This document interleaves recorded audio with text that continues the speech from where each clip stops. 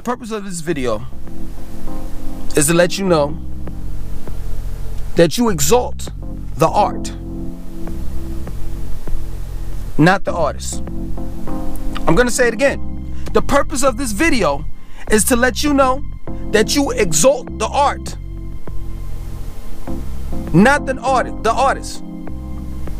And I'm gonna use me as an example of how when you exalt the artist, what happens.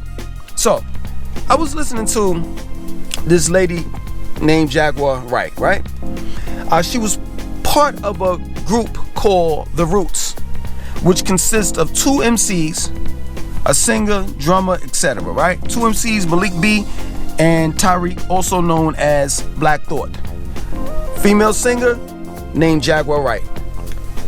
They came out in I'd say the mid-90s, right?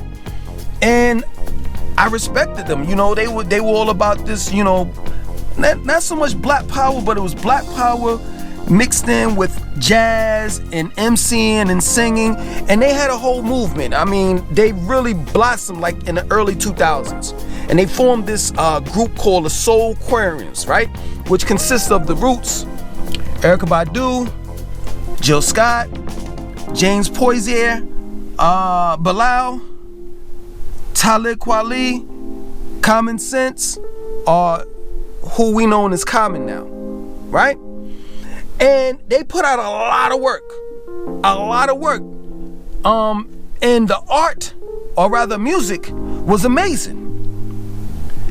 And at that time, you know, the South was really taking over. So basically, all we had was kind of like the Soul Aquariums, like those groups. I'm saying that this is what I listened to. This is what my selection in music was, right? So it was either Dirty South or this conscious rap and neo soul. Neo soul consists of Erykah Badu, Jill Scott, N.D.I.R.E., Music Soul Child, and the list goes on. So that's what I was listening to at that time. And that whole movement, the neo soul and the whole conscious rap, it was all about black upliftment, you know, black power, you know, power to the people, free Mamiya. You know, Erykah Badu had her little head wraps and everything, and she had dreads under that head wrap. You know, Jill Scott was talking about, you know, love and being black and being proud that you're black. And I mean, the movement was beautiful. It was wonderful. And I just was caught into it. You know, at that time, I was part of the Nubian cult. And I just really believed and had hope and faith in these people, these artists that was putting out this work, because I really thought that they were down. I really thought that they were about what they were talking about. So, in other words, those songs that came out, those albums that they put out were the theme music to my life at that time.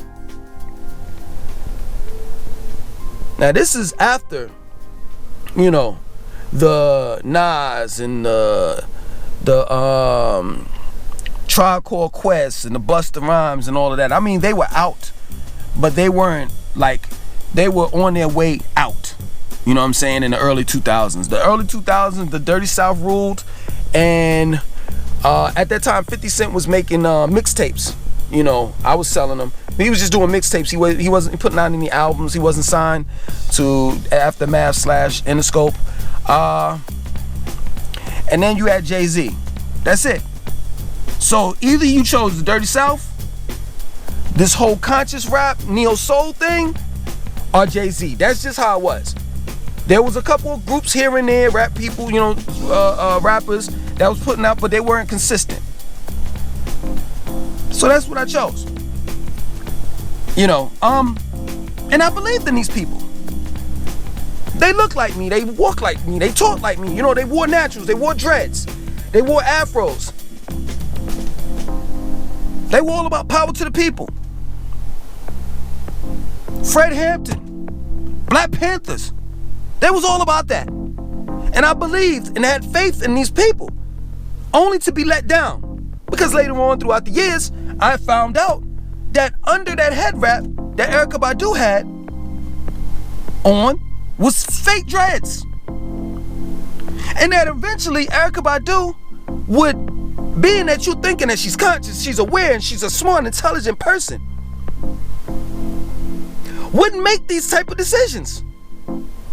But she wound up having 3 different baby daddies. Andre 3000, DLC, Jay Electronica. I can see 2. But 3? How do you do that? And you're supposed to be this so-called queen of neo soul, and you're so spiritual and all the rest of that. How do you do that though? And I'm listening to Jaguar Wright, and I'm hearing that Jill Scott was a hoe, but that's not far-fetched. She's giving, like, performing blowjobs in her concerts, not literally blowjobs to people, but she's acting it out.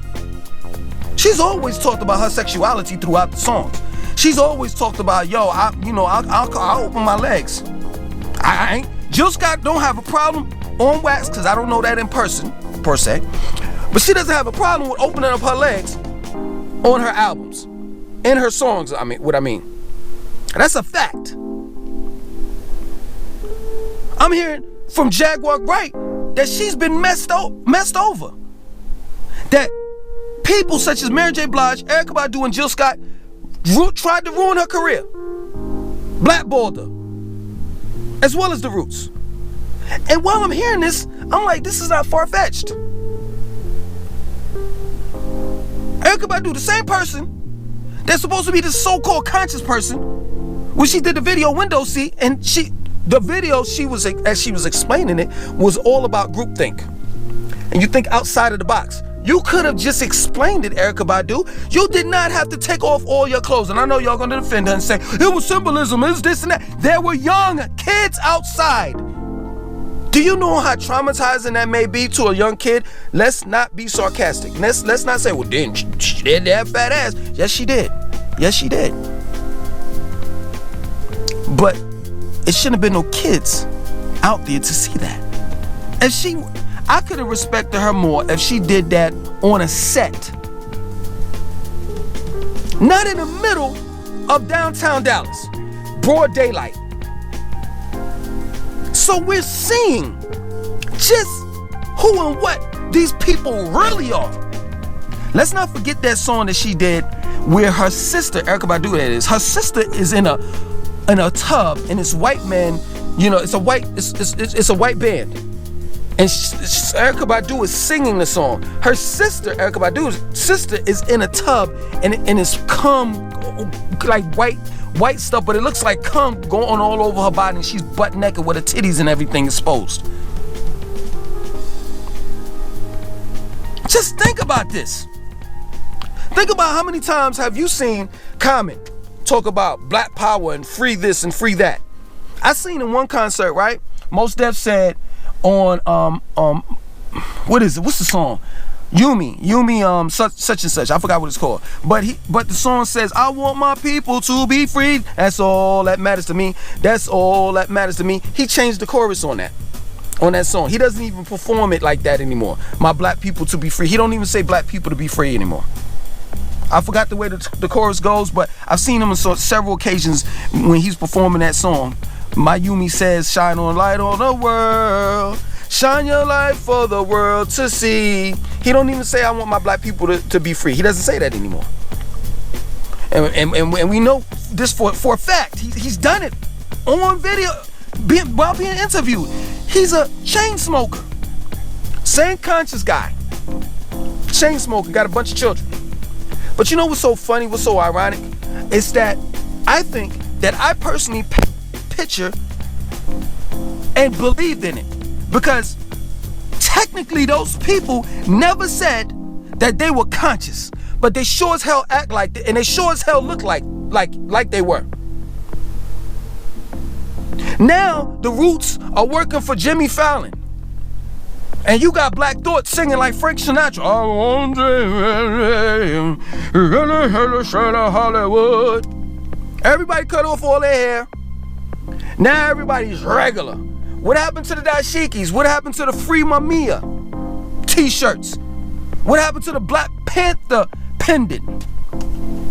What happened to the green teeth and the green lips when you used to drink liquid chlorophyll? What happened to all of that? So what I'm about to tell you is this. Conscious rap and neo soul is a con. It was all BS. That's all it was. And take it from me. Never exalt and look up to the artist. Exalt and look up to the art. Never believe in an artist. Believe in yourself. That's who you need to believe in. These days, you got conscious rappers such as Kendrick Lamar and J. Cole. And it's good that they maintain, a lifestyle that they live. Like they don't talk about their personal business and they don't get caught up in all the rest of that stuff. But I'm pretty sure sooner than later something will come out where it's gonna taint their, perfect, life, so to speak. But yes, it's all a con. It is. I don't care who it is. It's all a con. I think Kendrick Lamar is somewhat genuine, just as well as J. Cole, but they not really about that.